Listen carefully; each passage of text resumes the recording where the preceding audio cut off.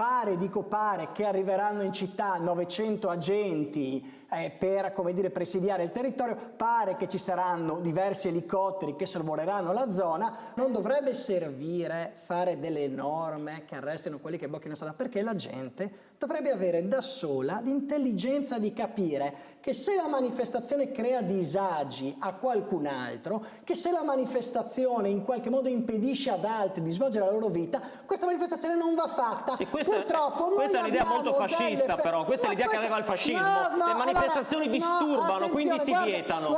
Questa è esattamente l'idea che aveva il fascismo. Non risulta che nell'Unione Sovietica ci fossero manifestazioni, anzi, quando in Cecoslovacchia hanno provato a manifestare hanno mandato i carri armati. Ma io ho mai difeso il modello del socialismo reale. Allora, il tema è che nessun assessore sarà presente alla manifestazione. Questo non lo so, dice lei, io non lo so.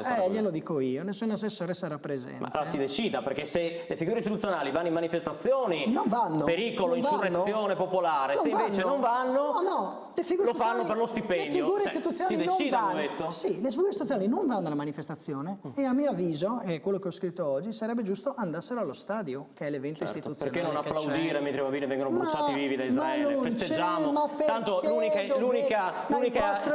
lo scopo della vita, lo scopo ultimo della vita non è la ricerca della felicità, come dice la Costituzione americana, è uscire su un Corriere della Sera, come sulla Gazzetta dello Sport.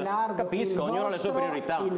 L'unica cosa, concordo sul fatto che la cosa è stata gestita male, quindi non si capisce perché oggi e quindi nega il patrocinio. Oggi invece la situazione è peggiore, lo dà in cambio di un'iniziativa, di una conferenza che, se ho capito bene, si terrà ad Arezzo. Su questo siamo tutti d'accordo. Ecco, si terrà ad Arezzo, quindi non ho capito cosa ridicola per la pace, che voglio dire non meglio precisata con contorni molto. Allora, sono contento che siamo d'accordo su una cosa, per motivi opposti ma siamo d'accordo su una cosa.